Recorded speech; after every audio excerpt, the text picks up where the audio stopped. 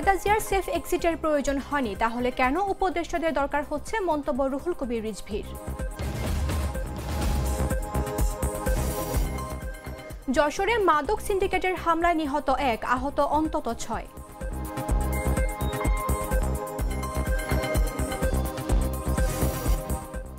ফেনীতে আসামি ধরতে গিয়ে অস্ত্র ওয়াকিটকি খোয়ানো 6 পুলিশ বরখাস্ত।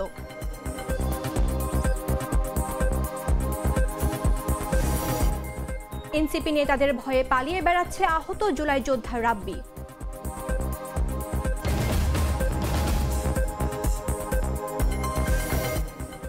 এবং ফরিদপুরের বেদে পল্লী স্থায়ী হলেও ভাগ্য ফেরেনি 300 মানুষের।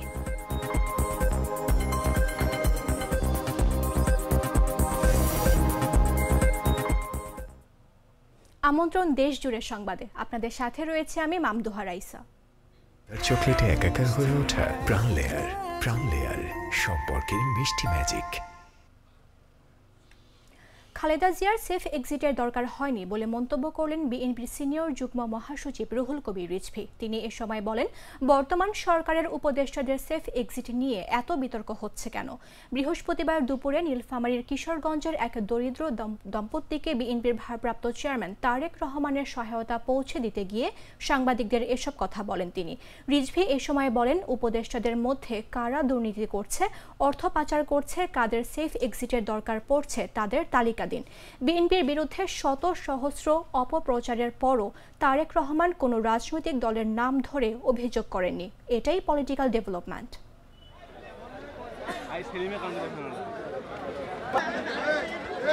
সেফ এক্সিটের কথা তো আমরা বলেছিলাম শেখ হাসিনার আমলে। তো আজকে যিনি বলছেন তিনিও সরকারের একজন উপদেষ্টা ছিলেন, তো তাকে তো চিন্তা করে বলতে হবে কার সেফ এক্সিটের কথা বলছে। যদি কোনো ব্যক্তি অন্যায় করে থাকে, সে যদি দুর্নীতি নয় মহা দুর্নীতি করে থাকে, টাকা পাচার করে থাকে, অপরাধ করে থাকে, হত্যাকাণ্ডের সাথে যুক্ত থাকে, তার সেফ এক্সিট দরকার। আপনি তো সরকারের উপদেষ্টা ছিলেন, আপনি বলেন কারা কারা এই ধরনের অন্যায় অপরাধ করেছে, তাদের সেফ এক্সিটের কথা তখন তারাও চিন্তা করবে, জাতীয় চিন্তা করবে। আমরা ডক্টর ইউনূস সাহেবের অন্তর্বর্তীকালীন সরকার সমস্ত গণতান্ত্রিক রাজনৈতিক দল। যশোরে ইজি বাইক চুরি নিয়ে বিরোধ এবং এলাকায় ইয়াবা কারবারে বাধা দেয়ায় চঞ্চল মাহমুদ নামে এক যুবককে কুপিয়ে হত্যার ঘটনা ঘটেছে। এ সময় উভয় পক্ষের সংঘর্ষে নিহত যুবকের পরিবারের সদস্য সহ মোট 6 জন আহত হন। বৃহস্পতিবার সকাল 11টার দিকে যশোর সদর উপজেলার ডাকাতিয়া গ্রামে এই হামলার ঘটনা ঘটে। এ ঘটনায় অভিযান চালিয়ে সিন্ডিকেট প্রধান রবিউল ইসলাম, তার ভাই বিল্লাল হোসেন ও ছেলে মুন্নাকে আটক করেছে পুলিশ।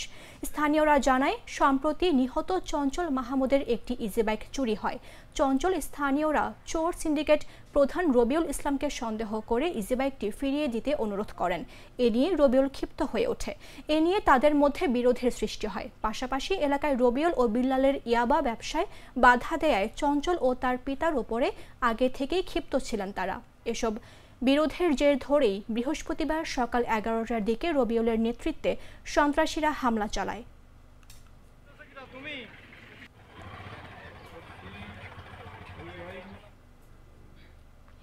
দিনাজপুরের চিরিরবন্দর উপজেলার আসাদুজ্জামান গত 7 বছর ধরে বাঁশের তৈরি চোঙ্গার ফাত দিয়ে ইঁদুর নিধন করছেন। প্রতিদিন 40 থেকে 50টি ফাত বসিয়ে তিনি মাসে 35 থেকে 40 হাজার টাকা আয় করেন, যা দিয়ে 3 সন্তান সহ 6 সদস্যের সংসার চলে।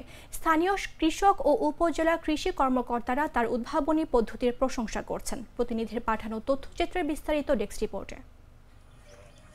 দিনাজপুরের চিরিরবন্দর উপজেলার বাসিন্দা আসাদুজ্জামান গেল 7 বছর ধরে বাঁশের তৈরি চোঙ্গার ফাঁদ ব্যবহার করে ইঁদুর নিধন করছেন। প্রতিদিন 25 থেকে 30টি ইঁদুর ফাঁদে আটকা পড়ে। তার মাসিক আয় 35 থেকে 40 হাজার টাকা, যা দিয়ে 3 সন্তান সহ 6 সদস্যের সংসার চলে। আসাদুজ্জামান বলেন, তার বাবা ফজলুল হক বাঁশের চোঙ্গা ফাঁদ তৈরি করতে শিখিয়েছিলেন। আমি ইঁদুর মারি, আমার জমিতে ধান নষ্ট করে, তখন আমি এই ফাঁদ বানাচ্ছি। বানার পরে আমার জমিতে বসাই, বসার পরে আমার যে প্রতিবেশীরাও বলে বলে আমাদের জমিতে ইঁদুর ধরছে মারিতে, তা এখন মারিতে এখন চতুর্দিকে মারতেছি। গ্রামের কৃষকরা তার এই উদ্ভাবনী পদ্ধতির প্রশংসা করছেন। মনে করেন 1 মণ ধানের দাম 1 কেজি ধানের দাম 36 টাকা, 1 বিঘা মাটিতে 2 মণ থেকে 5 মণ ধান এই ইঁদুর নষ্ট করত। তা এই রাশিদুলের কারণে কৃষকেরা যথেষ্ট উপকৃত।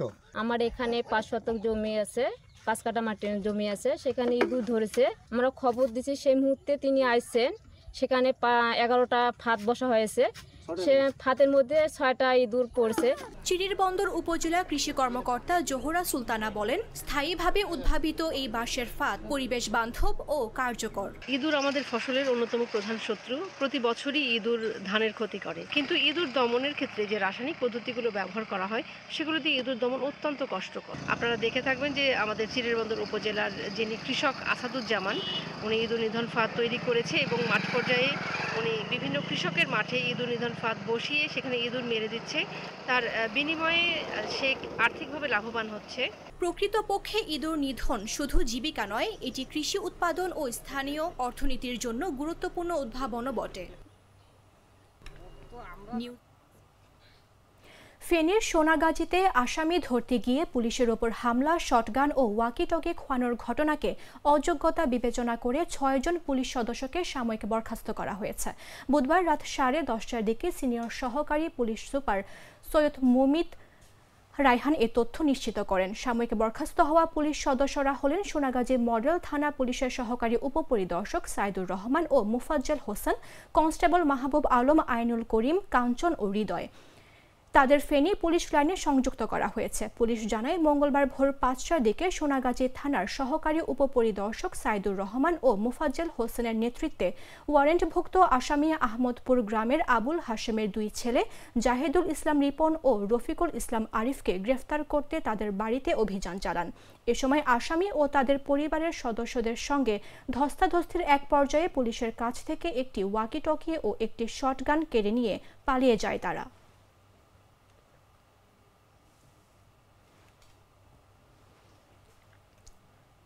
মা ইলিশ সংরক্ষণে সাগর ও সুন্দরবন উপকূলের নদ নদীতে চলছে কোস্টগার্ডের অভিযান। বৃহস্পতিবার দুপুরে কোস্টগার্ড মিডিয়া কর্মকর্তা লেফটেন্যান্ট কমান্ডার সিয়ামুল হক জানান, দেশের মৎস্য সম্পদ রক্ষায় ঝাটকা নিধন প্রতিরোধ, মা ইলিশ সংরক্ষণ ও সমুদ্রে মাছ ধরায় নিষেধাজ্ঞাকালীন সময়ে কঠোর নজরদারি এবং প্রতিনিয়ত কোস্টগার্ডের অভিযান অব্যাহত রয়েছে। তিনি এ সময়ে জানান, ইলিশ মাছের প্রজনন মৌসুম উপলক্ষে মা ইলিশ রক্ষার্থে ইলিশের প্রজনন ক্ষেত্র সংরক্ষণের উদ্দেশ্যে মৎস্য সুরক্ষা ও সংরক্ষণ আইন 1950 অনুযায়ী গেল 4 অক্টোবর থেকে আগামী 25 অক্টোবর পর্যন্ত মোট 22 দিন ইলিশের প্রধান প্রজনন মৌসুমে সারা দেশে ইলিশের আহরণ, পরিবহন, মজুত, বাজারজাতকরণ এবং ক্রয় বিক্রয় নিষিদ্ধ থাকবে। এ উপলক্ষে মা ইলিশ সংরক্ষণ কার্যক্রম সফলভাবে বাস্তবায়নের লক্ষ্যে সব রকম ব্যবস্থা গ্রহণ করেছে কোস্টগার্ড পশ্চিম জোন। বিধিনিষেধ কার্যকর করতে নদী ও সমুদ্র উপকূলে গোয়েন্দা নজরদারি বৃদ্ধি এবং দিন-রাত 24 ঘণ্টা টহল কার্যক্রম পরিচালনা করা হচ্ছে বলেও জানান তিনি। আমরা সার্বক্ষণিক নিরাপত্তা নিশ্চিত করে আসছি। একই সাথে আমরা মৎস্য সম্পদ রক্ষায় আমরা এই মা ইলিশ রক্ষা, জাটকা রক্ষা এবং সমুদ্রে যে সকল সময় নিষেধাজ্ঞা চলমান থাকে সে সকল সময় আমরা সার্বক্ষণিক নিরাপত্তা প্রদান করি এবং একই সাথে আমরা নিশ্চিত করি কোনো অবৈধ সময়ে বা নিষেধাজ্ঞা মৎস্য যেন না হয়। বাংলাদেশ কোস্টগার্ডের এই মহান কৃতিত্ব স্বরূপ আমরা 2025 সালে মৎস্য রৌপ্য পদক লাভ করেছি। আপনাদেরকে জানেন ইতিমধ্যে যে বর্তমানে যে মৎস্য সংরক্ষণের উদ্দেশ্যে মা ইলিশ রক্ষায় মৎস্য সংরক্ষণ আইন 1950 মোতাবেক 4 অক্টোবর থেকে 25 অক্টোবর 2025 টোটাল সর্বমোট 22 দিন আমাদের সকল ধরনের মৎস্য ইলিশ মাছের আহরণ, বাজারজাতকরণ এবং সংরক্ষণ সম্পূর্ণভাবে নিষিদ্ধ। এই পরিকল্পনা বাস্তবায়নে বাংলাদেশ কোস্টগার্ড তার দায়িত্বপূর্ণ এলাকায় সার্বক্ষণিক টহল কার্যক্রম পরিচালনা করছে।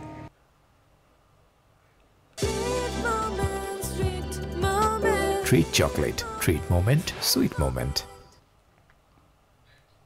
জাতীয় নাগরিক পার্টি এনসিপির মানিকগঞ্জ জেলা শাখার 2 নেতার ভয়ে পালিয়ে বেড়াচ্ছেন জুলাই গণঅভ্যুত্থানে আহত মোহাম্মদ সাদিকুল ইসলাম রাব্বি নামের এক ব্যক্তি। বুধবার এ ঘটনায় এনসিপির কেন্দ্রীয় আহ্বায়ক নাহিদ ইসলাম ও ঢাকা বিভাগের বিভাগীয় সাংগঠনিক সম্পাদক সাইফুল্লাহ হায়দার বরাবর ডাক ও ইমেলের মাধ্যমে একটি লিখিত অভিযোগ পাঠিয়েছেন তিনি। মামলা থেকে সাবেক জেলা ছাত্রলীগের সভাপতি দেওয়ান মতিন তাদের নাম কাটার জন্য এনসিপি থেকে করতেছে, চাপ প্রয়োগ করতেছে। রাব্বি যে অভিযোগটা আমাদের নামে করছে এই টোটাল অভিযোগ একটা মিথ্যা, ভিত্তিহীন। আমি মোহাম্মদ সাদিকুল ইসলাম রাব্বি, জুলাই আন্দোলনে মানিকগঞ্জ জেলায় সর্বোচ্চ গুলিবিদ্ধ এবং আহত। আমি এর জন্য ন্যায় বিচার পাওয়ার জন্য থানায় একটা মামলা করি।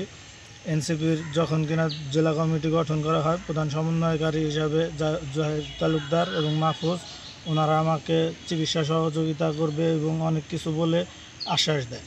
তারপরে যখন জেলা কমিটি গঠন করা হয়ে যায়, মানিকগঞ্জ জেলা কমিটি গঠন করা হয়ে যায়, তখন আমার নাম করে ওনারা অনেক জায়গায় থেকে অনেক টাকা পয়সা আনছে, কিন্তু ওই টাকা পয়সা আমার পর্যন্ত পৌঁছায় নাই, তারাই নিজেরাই ভাগবাটোরা করে নিয়ে নিছে। আমি যে ঘটনা শুনলাম এই ঘটনার বিষয়ে আমি সামান্য অবগত নই।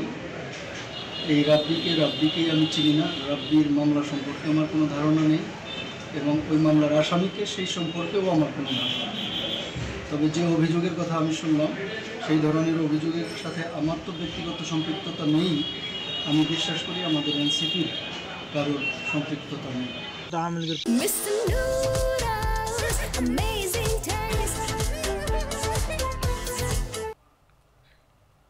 ফরিদপুরের মুন্সিবাজারে যাযাবর জীবন ছেড়ে স্থায়ী হয়েছে বেদে সম্প্রদায়। তবে এই স্থায়ী বসতি তাদের ভাগ্য পরিবর্তন করতে পারেনি। একসময় ঐতিহ্যবাহী পেশা হারিয়ে দারিদ্র্য ও সামাজিক প্রান্তিকতার মুখোমুখি হয়েছেন প্রায় ৩০০ বাসিন্দা। শিশুরা অসুস্থ, শিক্ষার আলো থেকে দূরে এবং মানসিকভাবে ঝুঁকিতে রয়েছে। ফরিদপুর প্রতিনিধির পাঠানো তথ্যচিত্রের বিস্তারিত ডেস্ক রিপোর্টে। ফরিদপুরের মুন্সিবাজারে যাযাবর জীবন ছেড়ে স্থায়ী বসতি গড়েছে বেদে সম্প্রদায়। তবে স্থায়ী হওয়া তাদের ভাগ্য পরিবর্তন করতে পারেনি, বরং একসময় ঐতিহ্যবাহী পেশা হারিয়ে নতুন সামাজিক প্রান্তিকতার মুখোমুখি হয়েছে তারা। বেদে পল্লীতে আজ প্রায় ৩০০ বাসিন্দা বসবাস করছেন, যাদের শিশুরা অসুস্থ, শিক্ষার আলো থেকে অনেক দূরে এবং মানসিকভাবে ঝুঁকিতে রয়েছে। স্থানীয়রা জানান, জীবিকার তাগিদে পুরুষরা বেকার থাকছেন, নারীরা শিশুদের নিয়ে শহরের রাস্তায় ভিন্ন ধরনের হয়রানিমূলক ভিক্ষাবৃত্তির আশ্রয় নিচ্ছেন। অতীতে যাযাবর বেদে পেশার ধারকরা এখন দারিদ্র্য ও সামাজিক প্রান্তিকতার নতুন বাস্তবতার সঙ্গে মোকাবেলা করছেন। বেদে পল্লীর যে ছোট ছোট বাচ্চাগুলো ওরা এসে আমাদের শরীর জড়ায় ধরে এবং বিভিন্ন ধরনের টাকা নেওয়ার জন্য অ্যাপ্রোচ করে, টাকা না দিলে হ্যারাসমেন্ট করে। অনেকেই দেখা যায় যে হাতে পায়ে ধরে টাকা সংগ্রহ করতেছে, তারপরে না দিলে হচ্ছে জোরপূর্বক নিতে চাচ্ছে, তারপরে হাতে পায়ে ঝুলা পড়ে, অনেক সময় মানে নিজের কাছেও খারাপ লাগে অনেক সময়। মানুষ মানুষের জন্য নামক স্বেচ্ছাসেবী সংগঠন বেদে শিশুদের জন্য স্কুল খোলা এবং ফরিদপুর সদর উপজেলার ইউএনও জন্ম নিবন্ধন ও নাগরিকত্বের সুযোগ প্রদানে সহযোগিতা করছেন। তো আমাদের চিন্তা ভাবনা ছিল যে এই বাচ্চাদেরকে কিভাবে আমরা সুশৃঙ্খল করতে পারি, কিভাবে এদের সুশিক্ষিত হিসেবে গড়ে তুলতে পারি, তারই ধারাবাহিকতায় আমাদের এই প্রজন্মের আলো স্কুলটা আমরা আজকে শুরু করেছি। বেদে পল্লীর বাসিন্দারা জানান, তাদের সামাজিক মর্যাদা নেই, তাই শিশুদের নিয়ে রাস্তায় ভিক্ষা করে জীবিকা নির্বাহ করছেন। অভাবে পড়ে এটা করে, অভাবে না পড়লে তার এটা করতো না।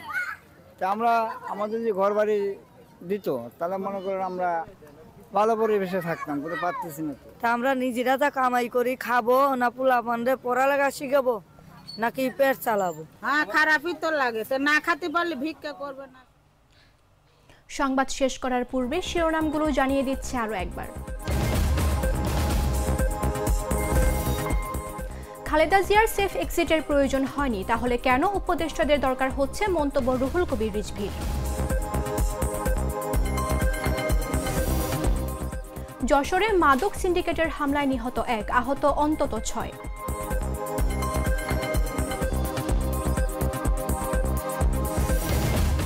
ফেনীতে আসামি ধরতে গিয়ে অস্ত্র ওয়াকিটকি খোয়ানো 6 পুলিশের বরখাস্ত।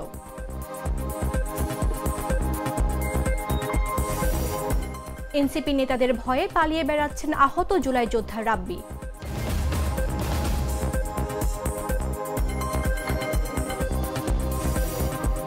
এবং ফরিদপুরের বেদে পল্লী স্থায়ী হলেও ভাগ্য ফেরেনি ৩০০ মানুষের।